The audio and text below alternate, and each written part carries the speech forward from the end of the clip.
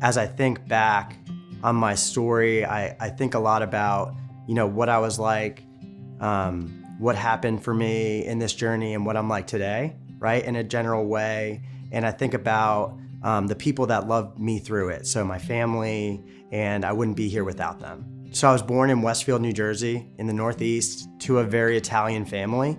And my dad owned a construction company. His parents moved over here from Italy. I have an identical twin, so I like to say that I was blessed at birth with a best friend and two older siblings, but really just a great life. We really got everything we wanted and pretty much most of what we needed too. Very grateful to look back on that and think back on that. I've always felt from an early age, I felt different in a way that was hard for me to quantify in the beginning. Feelings of like inadequacy, feelings of I don't fit in. And these things were odd because I did fit in, right? I was a part of the cool crowd, if you will. And it was just like always these thoughts, these feelings that I didn't measure up, I wasn't enough, I didn't fit in, I wasn't good enough, right? And so I moved along in school without any hesitations, right? I was really good at sports, and that kind of became this thing that my brother and I started to focus on, particularly lacrosse. We were really good at it. And for a long time, that kind of became my motivating factor. My drive in life was I wanted to play lacrosse in college. My dad was always sick when I was growing up. He was born with one kidney and he had a blood clot in his leg. And so that wore on me a lot. He was always in the hospital. Moving into high school, my mom got breast cancer. So there was a moment where dad and mom were both sick. And I think back on, we really didn't have a lot of support moving us along, right? My brother and sister kind of were the ones that took care of me and my brother, but we kind of just like autopilot, like just stay the course, move forward, move through this. Luckily, they both continued through their illnesses, and these feelings that I had of feeling different in high school growing up that I couldn't quantify. I had a suicide attempt at 16 years old. I drove one of my dad's trucks into a tree because I literally I felt like there was something wrong with me and I didn't want to live anymore. Luckily, I was not hurt, but to give you some sort of frame of reference of like internally what was going on with me. High school was where I started to experiment with alcohol, right? I remember the first time I drank, my sister had a dance party. I probably took a couple shots downstairs. It was never this thing for me in high school that was an escape. It was never this thing that I abused. I didn't cross that threshold. It wasn't until I graduated high school and I tried opiates for the first time at 18 years old where, things changed. I remember trying that opiate for the first time and thinking to myself, if I could just do that every day for the rest of my life, that's my solution right there. That is my solution. If I could just feel like I feel right now every day, I will have no more problems in life. That's what I started to pursue. And I went to school, I achieved these goals. I got recruited, I went to college to play lacrosse, right? Dream met, and I slowly started to wander and veer off that road of discipline, of pursuing my dreams.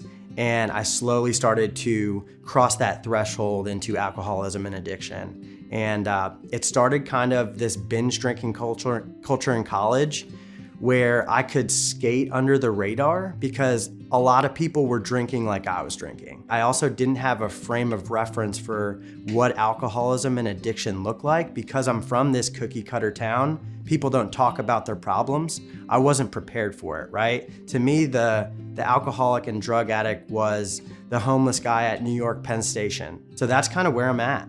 I kind of have some shame thinking back on that because I just didn't know what it looked like.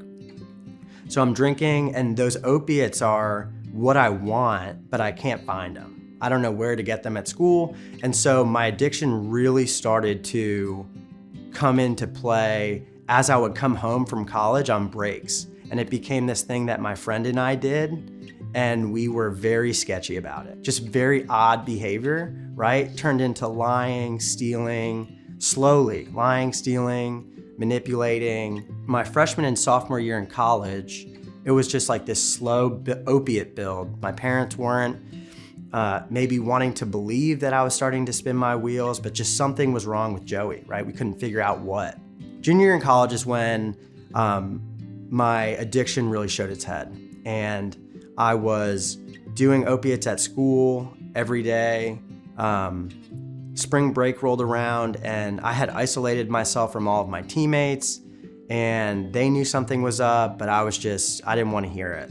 During spring break, I drove back from Lancaster, PA to Newark to pick up drugs with money that the school gave me for food during spring break.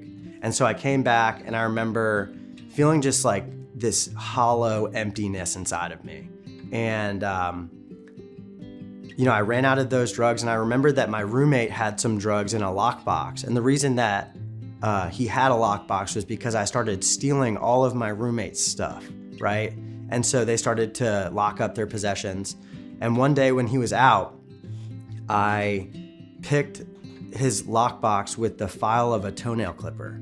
I said, I'm gonna have at it for a couple minutes trying to get this thing open. I researched how to do it. If I get it open, I'm gonna take all of his stuff. And if I don't, I'm gonna stop. And I got it open, and I was very excited, naturally. And I was so excited that I took the file out, which meant that I couldn't lock the box back up. And so I took everything he had, but it was in that moment that I knew I was gonna get caught. And I also think that I probably wanted to get caught. I think I was trying to reach out for help. I just didn't know how.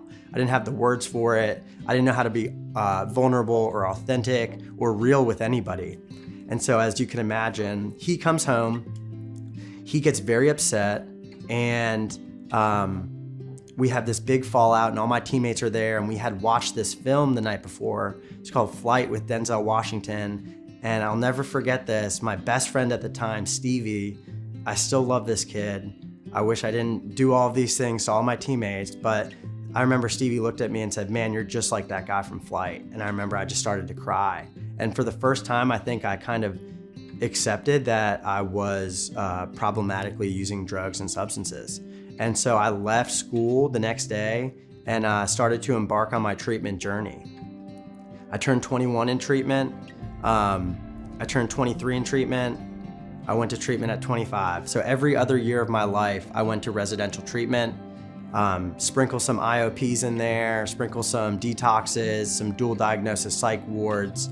It took a really long time and a lot of consequences, but it really just took pain, like of failure, for me to realize that I need to change. And so over this span of treatment, I had met David and Lucas. I was at a wilderness treatment center in the woods in the Pisgah National Forest, and I met David and Lucas, and that was a start of this relationship. And that was back in 2015. And I thought I knew best. I said, I need to go back to college.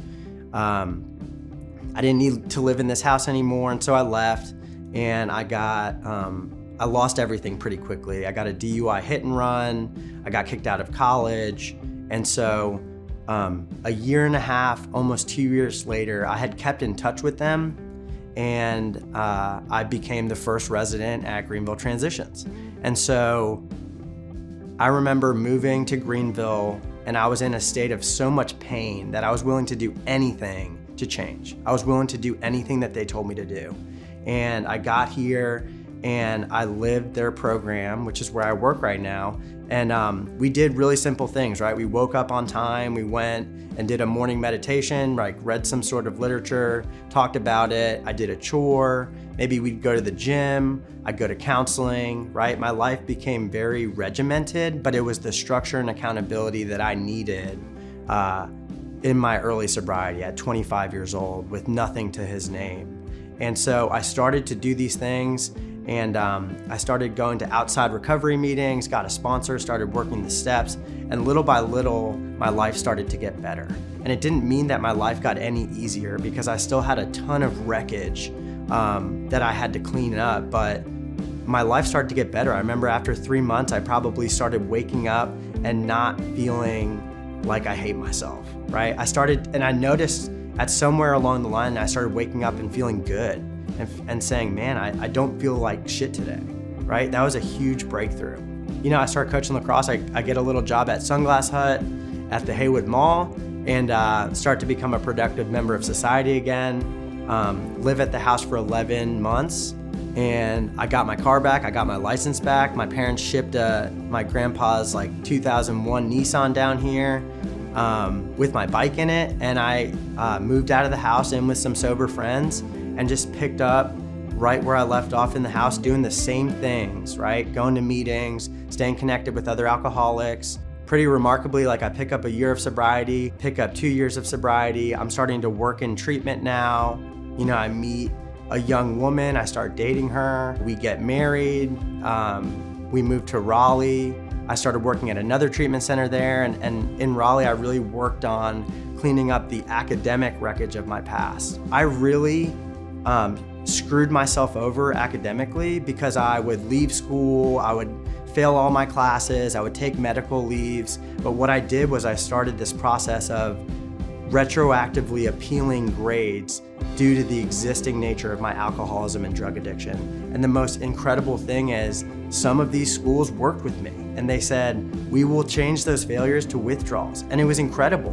And you know what? Some of them didn't, but I still tried, right? I was living in Raleigh working at a great program, and I got a call from David McNeese, and he asked if I would work at Greenville Transitions as the admission and outreach specialist. And for me, it just felt like the most organic opportunity. It was a resounding yes, right? I get to come back full circle, work with these guys that were a part of my life in the beginning, and now we get to together continue to help these people. Ironically, my purpose is just that I'm an alcoholic and a drug addict in recovery, and I can help other people just because of that, and that's sufficient for me. So, yeah.